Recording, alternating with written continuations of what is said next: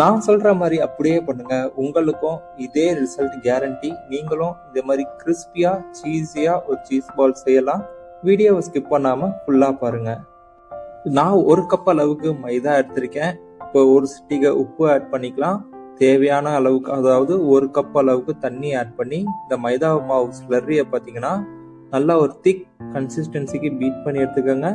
Friends, இந்த recipe பிடிச்சிருந்தா மறக்காம இந்த வீடியோக்கு லைக் பண்ணிட்டு நம்ம சேனலையும் சப்ஸ்கிரைப் பண்ணிக்கோங்க. இப்போ அடுத்ததாக பார்த்தீங்கன்னா 1.5 கப் அளவுக்கு வேக வச்சு துருவுன உருளைக்கிழங்கு, 1 கப் அளவுக்கு பன்னீர், 1 கப் அளவுக்கு செடார் சீஸ் எடுத்திருக்கேன். இப்போ இந்த மூணுத்தையும் பார்த்தீங்கன்னா நல்லா மிக்ஸ் பண்ணி எடுத்துக்கோங்க. ஃப்ரெண்ட்ஸ், நம்ம சேனலுக்கு சப்போர்ட் பண்ணுங்க. எப்படின்னு பார்த்தீங்கன்னா இந்த வீடியோக்கு லைக் பண்ணிட்டு நம்ம சேனல் சப்ஸ்கிரைப் பண்ணிக்கோங்க. இப்போ பார்த்தீங்கன்னா நான் 4 டேபிள் ஸ்பூன் அளவுக்கு வெங்காயத்தை நறுக்கி வச்சிருக்கேன், ஆட் பண்ணிக்கிறேன். ஒரு சின்ன குடமிளகாய் கட் பண்ணி வச்சிருந்தேன், அதையும் ஆட் பண்ணிக்கிறேன். ஒரு 4 டேபிள் ஸ்பூன் அளவுக்கு வேக வச்ச கார்ன் ஆட் பண்ணியிருக்கேன். ஒரு 2 பச்சை மிளகாய் ஆட் பண்ணியிருக்கேன். 1 டேபிள் ஸ்பூன் அளவுக்கு இஞ்சி ஆட் பண்ணியிருக்கேன். 1 டேபிள் ஸ்பூன் அளவுக்கு புதினா ஆட் பண்ணியிருக்கேன். ஒரு 2 டேபிள் ஸ்பூன் அளவுக்கு கொத்தமல்லி இலை ஆட் பண்ணியிருக்கேன். 1 டேபிள் ஸ்பூன் அளவுக்கு மிளகுத்தூள், ஒரு 1/2 கப் அளவுக்கு பிரெட் கிரம்ஸ் ஆட் பண்ணியிருக்கேன். இப்போ இது எல்லாத்தையுமே சேர்த்து நல்லா மிக்ஸ் பண்ணி எடுத்துக்கோங்க. ஃப்ரெண்ட்ஸ், உங்களுக்கு சீஸ் பால் எந்த அளவு பிடிக்கும்னு சொல்லிட்டு மறக்காம கமெண்ட்ல சொல்லிட்டு போங்க. அதே மாதிரி இப்போ தேவையான அளவுக்கு உப்பு ஆட் பண்ணியிருக்கேன். இப்போ இதையும் சேர்த்து ஒரு நல்லா மிக்ஸ் பண்ணிட்டு உப்பு கரெக்டாக இருக்கான்னு செக் பண்ணிக்கோங்க. இப்போ ஃபைனலாக பார்த்தீங்கன்னா நான் ஒரு 1/2 கப் அளவுக்கு மைதா ஆட் பண்ணுறேன். மைதா பார்த்தீங்கன்னா நல்ல ஒரு பாண்டிங் கொடுக்கும். இப்போ எல்லாத்தையும் சேர்த்து ஒரு தடவை நல்லா மிக்ஸ் பண்ணி எடுத்துக்காங்க. ஃப்ரெண்ட்ஸ், இதே மாதிரி சூப்பர் ரெசிபிஸ்லாம் நம்ம சேனலில் அப்லோட் பண்ணியிருக்கேன். ஸோ உங்களுக்கு டைம் கிடைக்கும் போது மறக்காமல் எல்லா வீடியோஸும் செக் பண்ணி பாருங்கள். உங்களோட ஃபீட்பேக்கை எனக்கு கமெண்ட்டில் சொல்லுங்கள். இப்போ பார்த்தீங்கன்னா இந்த மிக்சரை சின்ன சின்ன உருண்டையாக பிடிச்சி வச்சுக்கிறேங்க. இப்போ இந்த உருண்டைக்கு நடுவில் பார்த்தீங்கன்னா உங்கள் கட்டவரலால் இந்த மாதிரி சின்னதாக ஒரு பேஸ்கெட் மாதிரி பண்ணிக்கோங்க.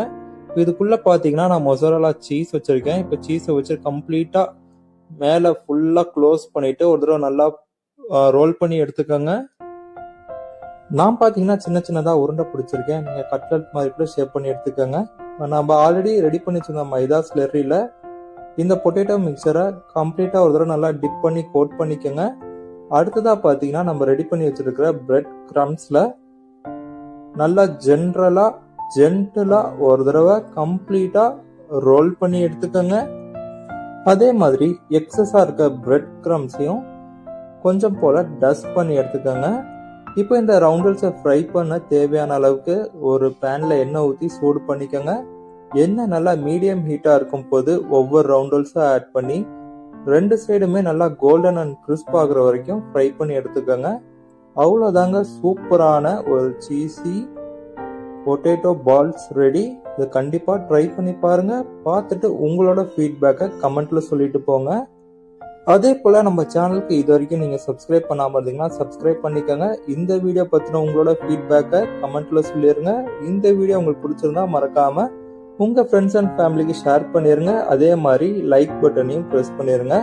உங்களை இன்னொரு இன்ட்ரெஸ்டிங் ரெசிபி வீடியோல வந்து பார்க்குறேன். அது வரைக்கும் டாடா, பை பை ஃப்ரம் முன்னா.